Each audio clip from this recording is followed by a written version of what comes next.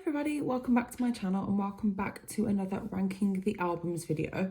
I haven't done one of these in a while because I find them really hard to do, but I am back today and I'm going to be talking about one of my all-time favourite bands ever. You've obviously seen and guessed from the title, it's Arctic Monkeys. I've done a fair few of these ranking the albums videos now. There's a playlist on my channel either up here or here, you can go and check it out.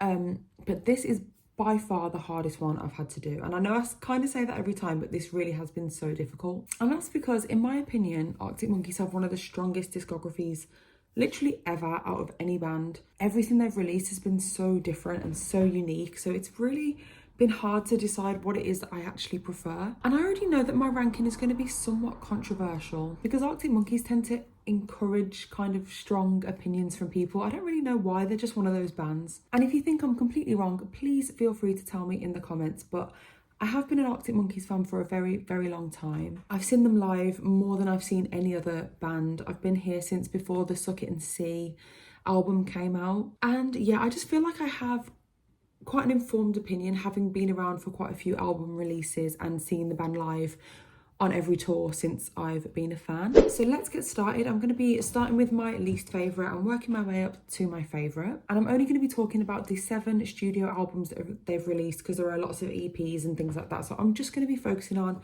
the studio albums. I hope you enjoyed the video and please let me know in the comments how you would rank these albums and which one is your favourite. So in last place, and it really just pained me to say this, I didn't want to put anything in last place, but something had to go there. And all of these albums do mean something to me in some way or another. I've got memories with them all, but my least favourite Arctic Monkeys album is going to be Suck It and See. Now obviously a lot of my opinions are going to be relative to how much I've personally connected with the album as well as the quality of the music, but obviously it's quite hard with a band like Arctic Monkeys because all their albums are of very high quality. So I guess it's really just about personal preference and how much I have personally connected with the album. So for a variety of different reasons, this one has never really personally got me. I don't really feel that connected to it. I rarely ever reach for it to listen to. I think I just find it a little bit samey. There isn't a great deal of varying themes, which is fine, but that is something I love about a lot of their other albums, and it really is just as simple as that for me. I just think there are more songs on this album that I'm not keen on,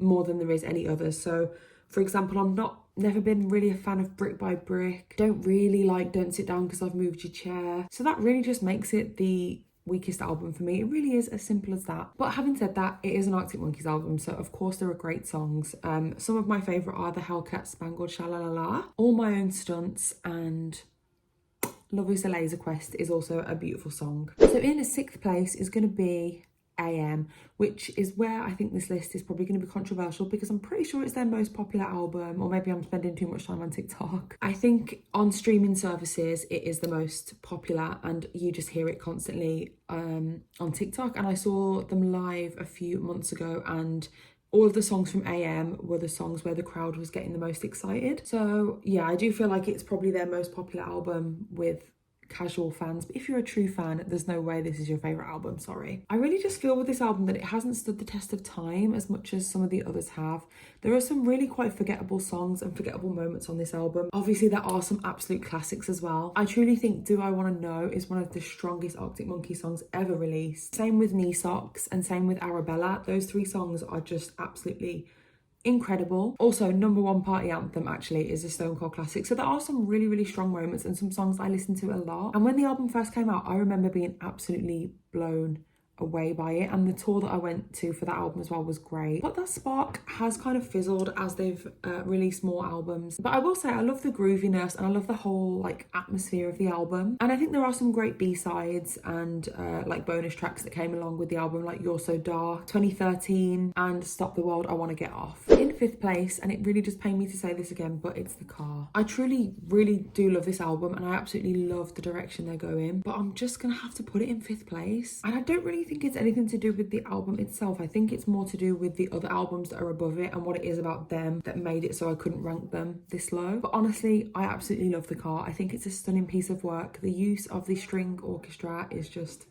gorgeous. The lyrical content is very dreamy, it's full of metaphors, it's quite whimsical. It's beautifully produced and it sounds really nice on vinyl. Like, there really isn't a lot of negative things that I can actually say about this album. Apart from the fact that I feel like Matt Helders is literally one of the best drummers ever, and he really isn't getting much time to shine on this album. The drumming leaves much to be desired, but I guess that just kind of fit in with the whole more stripped back vibe. And if I had to choose my top 3 songs from the album, I would choose Body Paint, Big Ideas, which I love so much, and I think Perfect Sense. After I saw it live a few months ago, I kind of like bumped it up in my estimations because it was a really beautiful live performance, and I do think this album will just get better as the years go on. So in 4th place is the debut album, Whatever People Say I Am, That's What I'm Not. To be honest, this album is just, it's just sickeningly good, isn't it really? It blows my mind every single day that this is a debut album. Like, how the hell? And I'm almost certain it's the biggest selling debut album in the UK, or it definitely was at one point. And the legacy this album will leave is staggering. Like, it literally influenced a whole generation of musicians, and not even musicians, just people in general. Like, especially in the UK, like, this album is a very intrinsic part of the culture. If you're from the UK, you've literally definitely got some memories attached to this album, which I think is nice. It was huge, and very few albums and songs have been able to encapsulate British culture quite the way that this album did. My personal top 3 from the album are Fake Tales of San Francisco, Still Take You Home, and A Certain Romance. But to be honest, like, every song is pretty good. Alex Turner is such an amazing storyteller and such an amazing lyricist, and this album actually has one of my all-time favourite Arctic Monkeys lyrics, which is from the Fake Tales of San Francisco, and the lyric is, "His bird said it's amazing though, so all that's left is the proof that love's not only blind but deaf." Who comes up with that? So in 3rd place is going to be Favourite Worst Nightmare. Now, I don't really feel like I find myself reaching for this one as often, but I re-listened to all the albums obviously in preparation for this video, and I was like, it is undeniable. It's really undeniable, so I just had to put it in the 3rd place spot. It has such a coherent and like realised sound. It flows so nicely, and it has like a great mix of different kinds of songs. And obviously, need I say more about the songwriting? Like, it's just incredible. There are some really great lyrics again. I think Do Me a Favour is one of Alex Turner's best songs. So is Only One Who Knows. Both of those songs do a really great job at capturing a very vivid picture. And that's one of the main reasons why I think this album is so timeless. And also, it's home to some like absolute classic Arctic Monkeys song, like Fluorescent Adolescent, Brian Storm, and oh my god, I just forgot the name of the song 505. But in my opinion, those aren't even the best songs on the album. Okay, maybe 505 is one of the best songs on the album, but for me, every song on this album just gets better every single time you listen to it. And 505 especially, I feel like I kind of need to mention, because that song is just like one of the most perfect album closers I've ever heard. So there's 2 albums left to talk about. One is Humbug and one is Tranquility Base Hotel and Casino. Obviously, I love both those albums a hell of a lot, but my 2nd place Arctic Monkeys album is going to go to Tranquility Base Hotel and Casino. To be honest, I can't really even put into words my love for this album. Like, I think it's an underrated masterpiece and it is legitimately genius. When this album came out, a lot of people were shocked just because of how different it is to AM. And obviously, as I said, I think AM is a lot of people's favourite Arctic Monkeys album. So the transition from AM to Tranquility Base was quite a lot for some people. And I guess AM was a hard act to follow in that regard, but in my opinion, Tranquility Base is just so much better than AM. And Arctic Monkeys are always one of those bands that literally never do what is expected of them. They always are pushing the boundaries and literally don't care at all what their fans want them to do. And I really do love them so much for that. And I feel like Tranquility Base is one of those albums that I really didn't know I needed until I heard it. And then I was just like, yeah, this is just my album. And to kind of touch on personal connection, I feel like this album is quite special to me because I've got a lot of fun memories attached to it. On the day that it came out, I was in Gran Canaria celebrating my birthday. So my first listen of the album was just like in a beautiful setting. It was very carefree. I was very happy. So I just had that nice first memory to associate with it. But to be honest, as the years have gone on, I've only loved this album more. The opening track, Star Treatment, is one of my all-time favourite songs ever.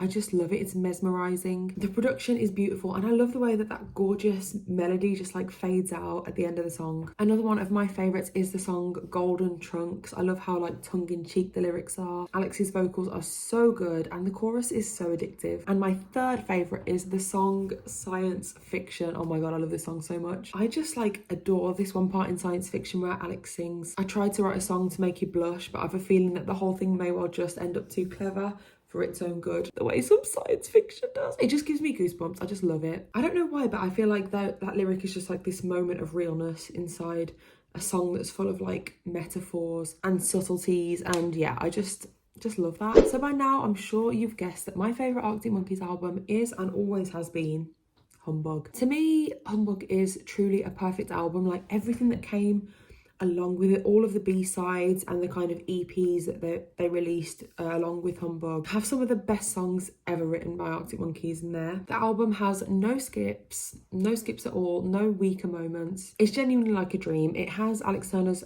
all-time best lyrical moments in the songs like Secret Door is a lyrical masterpiece, as is Fire and the Thud, as is Dance Little Liar, as is Cornerstone. Literally every single song is so good. To be honest, every song on this album is better than most bands' discographies, and it is home to my all-time favourite Arctic Monkey song, which is the song Dangerous Animals, which is a dark and gritty song with really great vocals. I feel like Humbug is probably the darkest album they've ever released, and I think that's why I like it so much. Obviously, there are the sort of brighter moments in songs like Cornerstone, which is just stunning. And of course, I love the music video. But this album really did just have an effect on me when I first heard it as a teenager. And it was like a massive part of my teenage years. And even now, I'm obviously not a teenager anymore, it still really does hold up. And I just think it's a timeless classic. So that is it for this video. I really hope you've enjoyed it. And as I said before, please let me know in the comments what your favourite Arctic Monkeys album is and how you would rank the albums. Thank you so much for watching, and I will see you all very soon for another video.